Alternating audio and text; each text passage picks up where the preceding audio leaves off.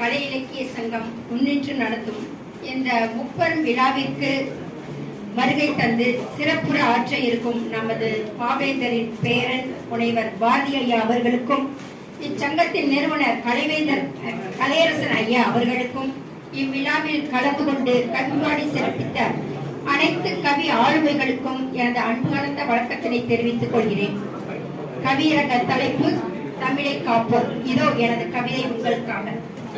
காலங்கள் கடந்தும் கவின்குன்றார் செம்மொழியே, காலங்கள் கடந்தும் கவின்குன்றார் செம்மொழியே, கன்னித்தமிழே செந்தமிழே உனக்கு நிகர் நீயே, கன்னித்தமிழே செந்தமிழே உனக்கு நிகர் நீயே.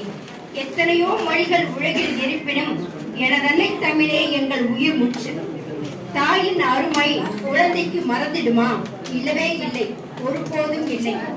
புது புது அறிவியல் பெருகிடும் காலத்திலும் நுட்பமான கருத்துக்கள் நுழைந்திடும் போதிலும் உன் சொல்லாற்றல் என்றும் அளப்பரியது. உன் இலக்கண செம்மை நிகரற்றது. உன் சொல்லாற்றல் என்றும் அளப்பரியது. உன் இலக்கண செம்மை நிகரற்றது. இலக்கிய உலகில் நிலைத்து நிற்கின்றாய், தொழில்நுட்ப உலகில் நிமிர்ந்து நிற்கின்றாய்.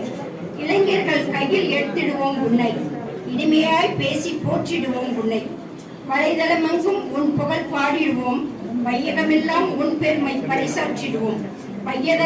வலைதளமெல்லாம் உன் புகழ் பாடிடுவோம், வையகமெல்லாம் உன் பெருமை பறைசாற்றிடுவோம். தமிழ் பள்ளியில் குழந்தைகளை சேர்த்திடுவோம், தமிழ் மொழி போட்டிகள் உலகெங்கும் நடத்திடுவோம். அந்நிய மொழி மோகம் கலைந்திடுவோம், அந்நிய மொழி புகார் நற்றமிழ் பேசிடுவோம்.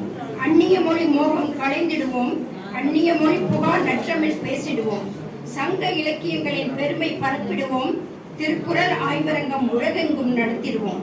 சங்க இலக்கியங்களின் பெருமை பரப்பிடுவோம், திருக்குறள் ஆய்வரங்கம் உலகெங்கும் நடத்திடுவோம். செந்தமிழ் இலக்கிய மன்றங்கள் தொடங்கிடுவோம், கன்னித்தமிழை காத்து தலை நிமிர்ந்து நிற்போம்.